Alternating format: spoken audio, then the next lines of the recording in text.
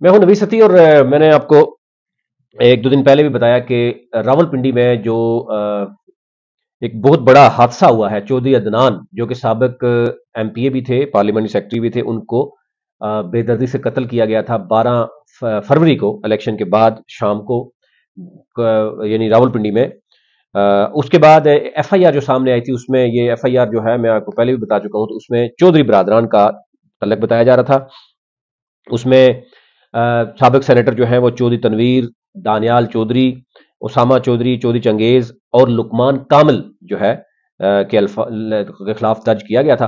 अब इसमें बहुत अहम पेशरफ्त हुई थी, वो भी मैंने आपके सामने रखी। आज इसमें जो डेवलपमेंट ये हुई है कि बाकायदा तौर पर जो मुस्लिम लीग नून के साबिक सेनेटर हैं चौधरी तनवीर, फिर एमएनए जो है वो अभी मुंतखब हुए हैं दानियाल चौधरी, इनके बैरून मुल्क जाने पर पाबंदी लगा दी गई है और इनका नाम जो है बाकायदा तौर पर मुकदमे में ये क्योंकि मुलव्वस अभी तक तो यानी ज़ाहिर है मुलजिम तो डिक्लेयर हो चुके हैं, एफआईआर में इनका नाम है, तो नामजद मुलजमान के नाम कहा जा रहा है कि ये तो फौरन जो है इनका नाम ईसीएल में डालने की कहा है, लेकिन नो फ्लाई लिस्ट में फौरन इसको डाल दिया गया है।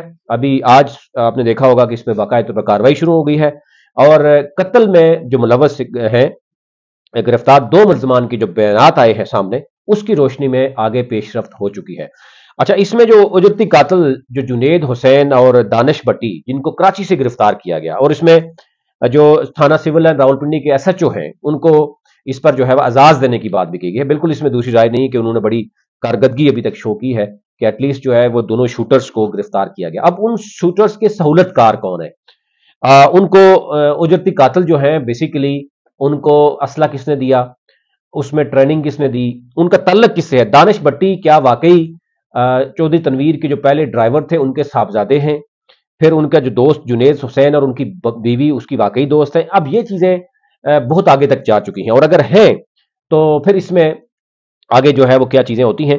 अब ये एक बहुत संगीन मामला जो है वो इख्तियार कर गया है।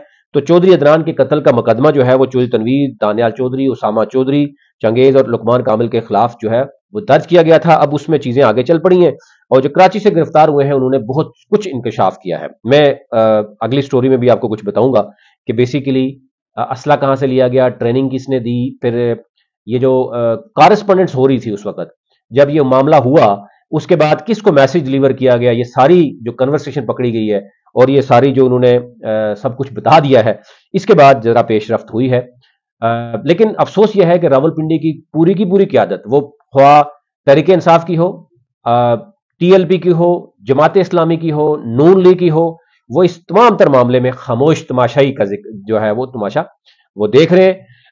एक इंसानियत के नाते जो है वो एक आम, अब उसको ये नहीं कहते कि वो पहले पीटीआई के थे या वो आजाद हुए, एक ताजर बरादरी का समझ के, क्योंकि ज़ाहिर वो एक बिजनेस मैन था, प्रॉपर्टी का काम कर रहा था। और ये चीज तो आपको पता है कि पहले ही चीजें क्लियर हो चुकी थी कि चौधरी तनवीर जो फैमिली है वो उनका अपने फैमिली मेंबर है, यानी जो उनके जो है वो एक तो चौधरी फैमिली है, दूसरी उनकी अजीज अजीज है वो, और उनके अब ये भी आपको पता ही है कि उनकी एक बहन और एक भाई अब नॉर्मल हैं, दो बच्चे हैं, दो बेटे और एक बेटी है, वो जो सुहागरान में उन्होंने छोड़े हैं। अब देखना यह है कि इसमें जो पुलिस है वो कब तक चीजें सामने आ जाएंगी, क्योंकि ज़ाहिर है अब शनाख्त रेट में और बहुत सी चीजें जो है वो अभी तक सामने आ चुकी हैं, जिसके बाद ये काम शुरू हुआ है कि उनका नाम ईसीएल में डालने की बात की गई है, नो फ्लाई लिस्ट में डालने की गई है।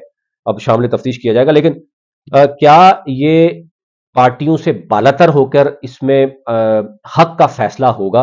हक और इंसाफ की बात की जा रही है, जब तक फिर उसको मिलना चाहिए। तो ये ओवरऑल सूरत थी, उसमें बताएंगे, लेकिन अगली स्टोरी में मैं आपको थोड़ा सा मजीद फर्दर बताऊंगा कि जी असल में ये प्लान कहां पे बना, इलेक्शन से पहले क्या हुआ, कहां पर सुलह हुई, इलेक्शन के बाद जो है वो तलही कहां पर हुई, और जिस दिन ये वो आ रहा था कौन मुखबरी कर रहा था और क्या चीजें हो रही थी, ये बड़ी होशरबा इंकशाफात जो है वो सामने आए हैं।